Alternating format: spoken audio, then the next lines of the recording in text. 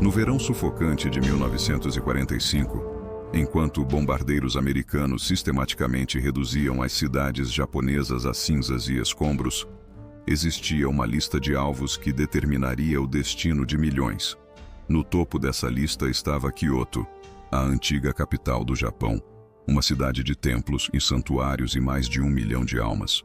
O Comitê da Bomba Atômica havia classificado Kyoto como alvo número 1, não Hiroshima, não Nagasaki, Kyoto.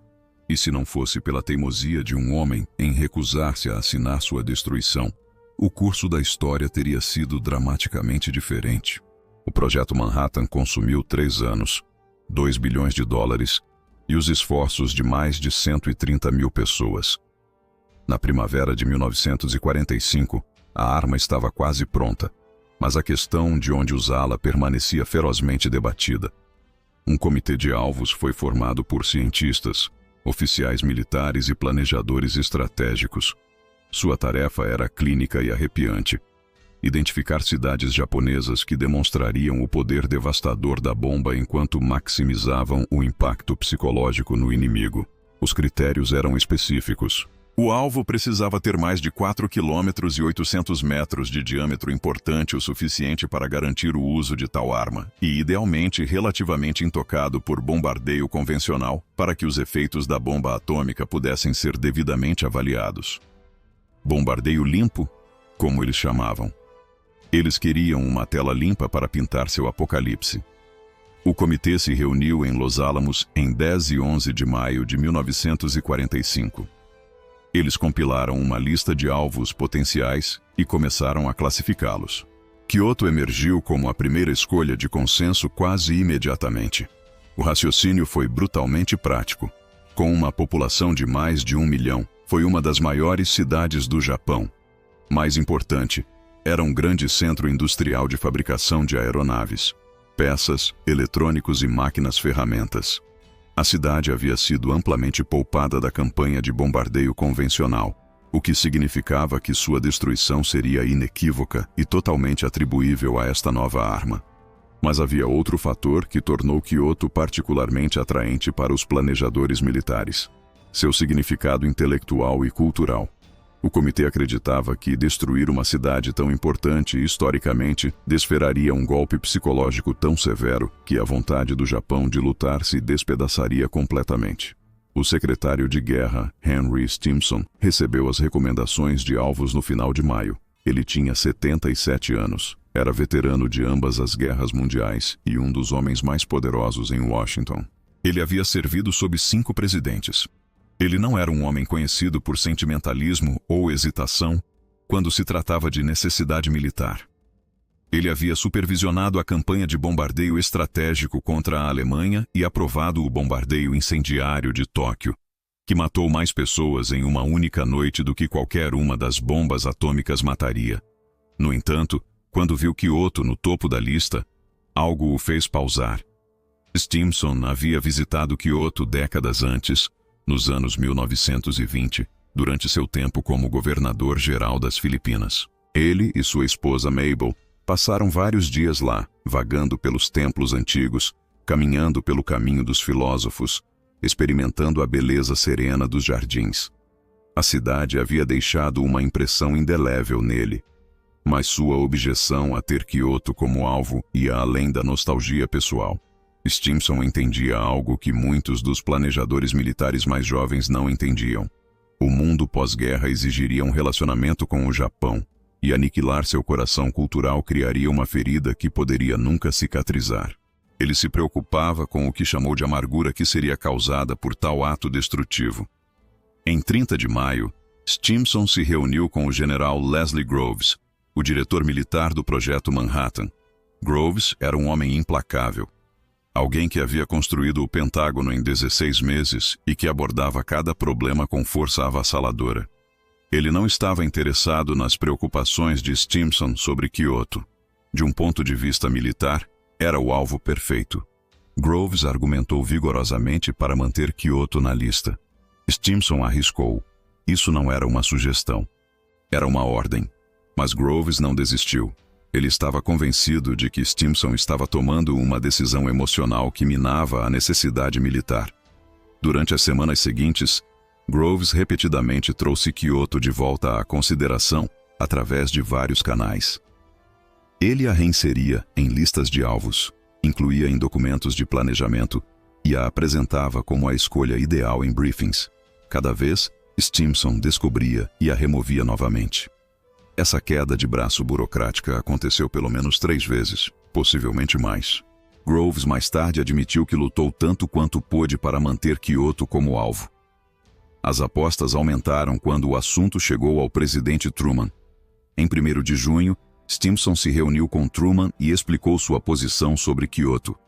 Truman, que havia sido presidente por apenas 6 semanas quando a guerra na Europa terminou, ouviu os argumentos de Stimson. O secretário de guerra apresentou tanto um caso moral quanto estratégico. Destruir Kyoto tornaria o Japão tão amargurado que não poderia ser um aliado útil no futuro. O significado histórico e religioso da cidade significava que sua obliteração seria vista como um ato de barbarismo, não necessidade militar. Truman concordou com a avaliação de Stimson e apoiou a remoção de Kyoto da lista de alvos. Mas o aparato militar continuou pressionando. Em 21 de julho, com Truman na Conferência de Potsdam, na Alemanha, Groves fez outra tentativa. Ele enviou um memorando ao chefe do Estado-Maior argumentando mais uma vez pela inclusão de Kyoto. Quando Stimson soube desta última manobra, ele estava furioso. Ele confrontou Groves diretamente e deixou absolutamente claro que Kyoto estava fora da mesa permanentemente, sem mais argumentos, sem mais memorandos. A discussão havia terminado. Enquanto isso, a lista final de alvos estava tomando forma.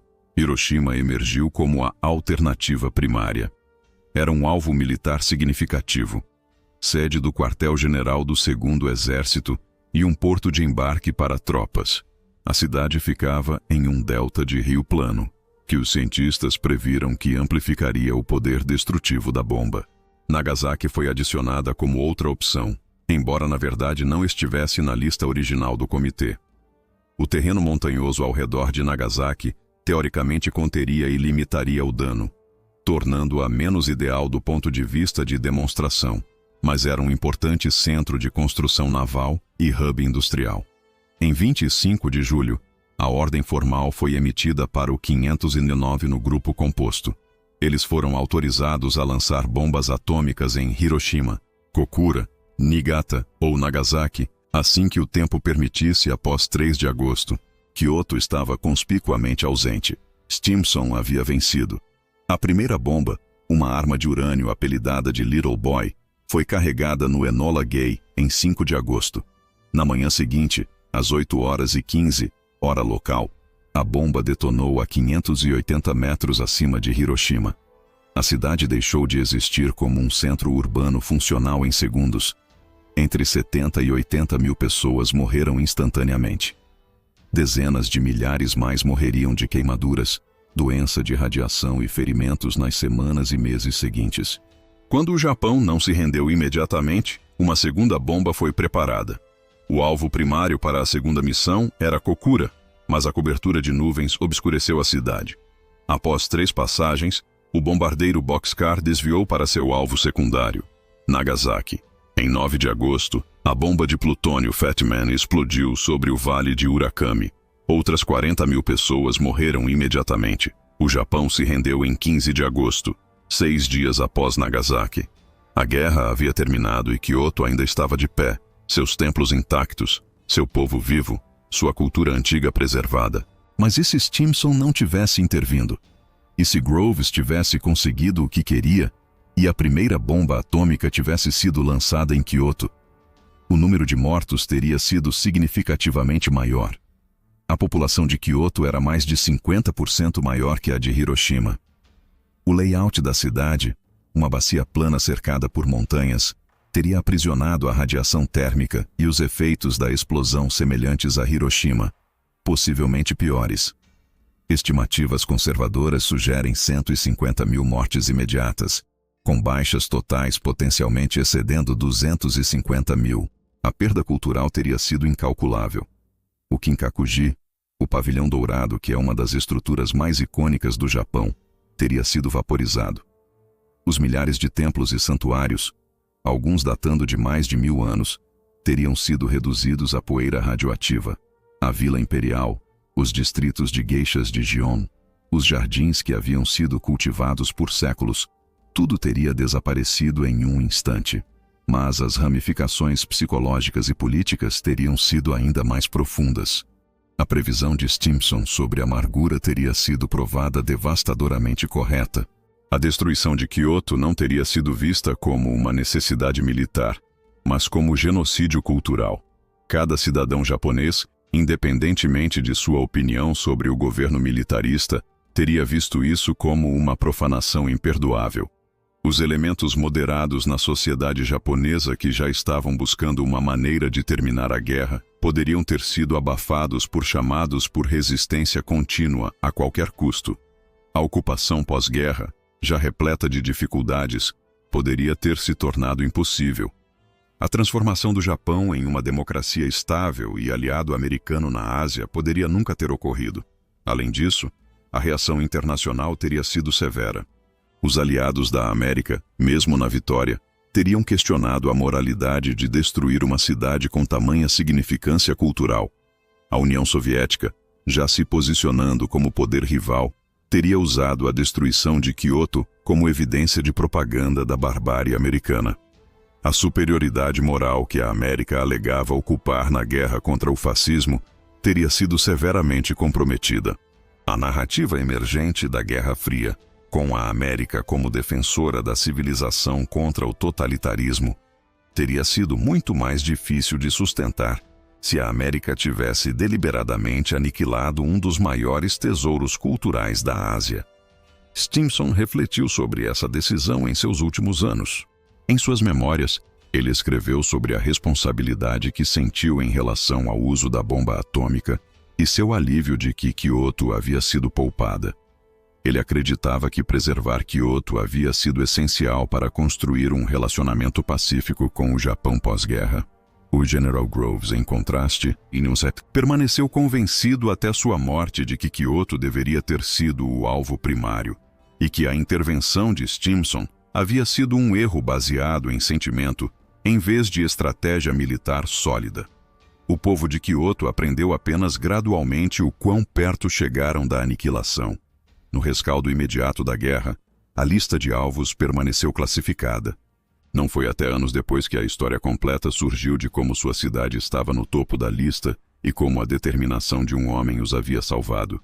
Hoje, não há monumento a Henry Stimson em Kyoto, nenhuma placa comemorando sua decisão. No entanto, sua escolha preservou não apenas uma cidade, mas uma ligação viva com o passado antigo do Japão. A ironia é profunda. Stimson não era um pacifista.